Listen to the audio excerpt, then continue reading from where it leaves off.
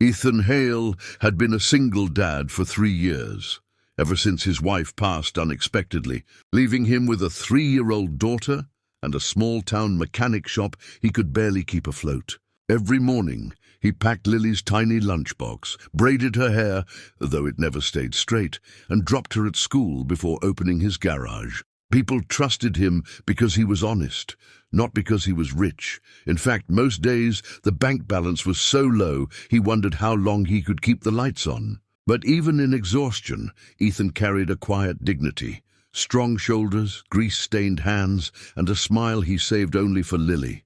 She was his world. And she was the reason he pushed through every broken engine, every unpaid invoice, every lonely night. On Friday evening, Ethan was invited, reluctantly, to a birthday dinner for a local farmer whose truck he had repaired. He didn't want to go, but the farmer insisted, saying, "You need a night where you ain't breathing motor oil." He cleaned up the best he could, wore the only decent shirt he owned, and dropped Lily at his neighbor's house. Then he walked into El Molino, the town's busiest restaurant, not expecting his life to change. At a corner table sat a woman who didn't belong in a dusty place like this.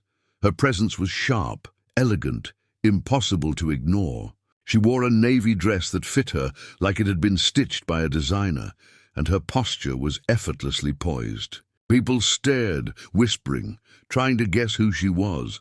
Some thought she was a celebrity, others assumed she was lost. Ethan didn't care. He wasn't the type to stare at strangers. But fate didn't care either, because a few minutes later, that same woman stood up to leave, tripped over the leg of a chair, and gasped sharply as the heel of her shoe snapped sideways, twisting her ankle. No one around her reacted fast enough, except Ethan. He moved instantly, catching her by the arms before she hit the floor. Her breath hitched. For a moment, their eyes locked. "Are you all right?" Ethan asked gently. She blinked, wincing. I think my ankles hurt." He helped her back to the booth, lifting her leg carefully. She hissed in pain. "I'm okay, just embarrassed," she muttered. "You've got nothing to be embarrassed about. Anyone could have stepped wrong." His voice was soft but steady, grounding her. She seemed grateful and slightly surprised. A waiter rushed over. "Ma'am, should we call an ambulance?" "No," she said quickly. "I'll be fine." But Ethan shook his head. "You won't be fine in those shoes. Let me take a look." She eyed him cautiously. "Are you a doctor?" "Mechanic," Ethan said with a hint of a smile. "But I know how joints work. Engines aren't so different from people. Everyone needs alignment."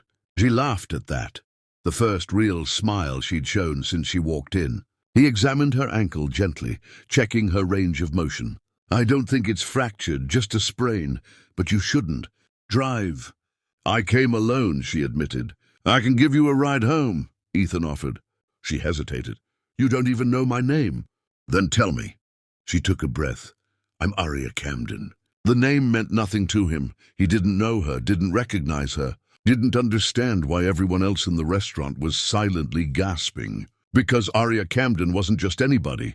She was one of the youngest female CEOs in the country, the founder of a technology company worth billions. The richest woman ever to walk into that small-town restaurant. But Ethan didn't know any of that.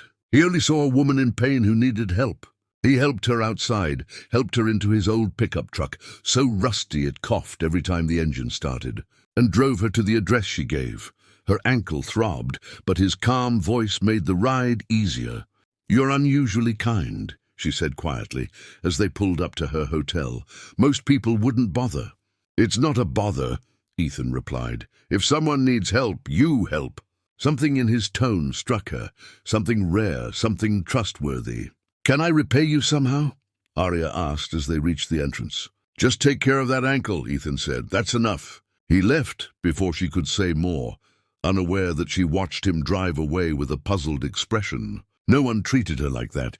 No expectations, no fear, no business agendas, just kindness. And that night, she couldn't stop thinking about him. The next morning, while Ethan was changing the oil on an old sedan, a sleek black SUV pulled up. A man in a suit stepped out.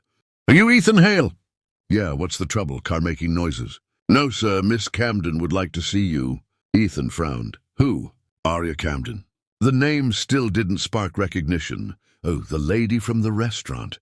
The man blinked. Yes, the CEO of Camden Tech. Ethan froze mid-wipe. CEO, billionaire, that elegant woman. He nearly laughed at the absurdity, but he wiped his hands, told Lily's teacher he'd be late picking her up, and drove with the man to the luxury hotel where Arya waited. She stood in the lobby, ankle-wrapped, leaning on a slim cane. When she saw him, her face lit with genuine warmth. "You came," she said. "You asked," Ethan replied simply. Arya motioned him to sit. "I wanted to thank you properly. You helped me when no one else did." "You're welcome," he said, shrugging lightly. "And I wanted to ask—" She paused, almost nervous.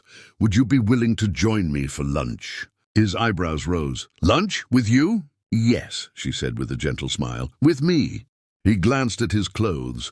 Grease stains, dust, exhaustion. "I'm a mechanic. I don't exactly fit in places like this." "I don't care where you fit," she whispered. "I care how you treated me." Lunch turned into a 2-hour conversation. She learned he raised Lily alone, struggled to pay bills, and worked 16-hour days. He learned she built her empire from scratch, often lonely at the top, surrounded by people who never saw her humanity. She saw him for who he was, not his debts. Days passed. He saw her for who she was, not her money. She visited his garage discreetly, bringing coffee, watching him work, asking questions about tools and engines. Lily adored her instantly, calling her Miss Arya, giggling every time Arya braided her hair better than Ethan could. Buildings began to whisper, rumors began to spread, but neither of them cared. Then one afternoon, Ethan's worst fear happened. A letter arrived. The bank planned to seize his shop for unpaid loans. He had 60 days left. He sat on a crate in the garage, head in his hands, unable to breathe. This shop wasn't just his job, it was his last piece of pride, his last connection to his late wife. And losing it meant losing everything he had built for Lily. When Arya walked in and found him like that, she knelt beside him. "What's wrong?" He handed her the letter silently. Her eyes darkened. "Ethan, why didn't you tell me?" "Because it's not your problem," he said quietly. "You're a CEO. I'm just—" "Don't finish that sentence," she snapped gently. "You're not just anything. You saved me. You helped me. You showed me kindness for nothing in return. Let me help you now." "I can't take your money." "Then don't take my money," she said softly. "Take my opportunity." He looked up, confused. "What opportunity?" She smiled, a soft, life-changing smile. "I want to buy your garage and make you the head of a brand-new community auto program. You'll run it exactly the way you want. You'll train young mechanics, help low-income families, and keep this place alive. I'll fund everything. No debts, no worries." His breath hitched. "Why would you do that for me?" "Because you showed me what real humanity looks like," Arya whispered. "And because I care about you. More than I expected to." The words hit him harder than the gift. He stood there silently, overwhelmed, heart shaking. "You changed my life the night you caught me," she said. "Let me change yours." Tears burned in his eyes. Tears he hadn't allowed himself to feel in years. He pulled her into his arms, holding her like someone who had finally found a safe place. Her billionaire gift didn't just save his business. It saved his hope. Months later, the garage reopened as a community mechanic center, busy, thriving, full of young apprentices. Lily ran through the halls laughing, calling Arya Auntie Arya, though everyone knew she would eventually call her something even more special. Ethan stood beside Arya at the ribbon-cutting ceremony, slipping his hand into hers. She squeezed it, and with quiet certainty he said, "You didn't just change my life, you became it." And Arya, smiling with tears in her eyes, whispered back, "That's exactly what I wanted.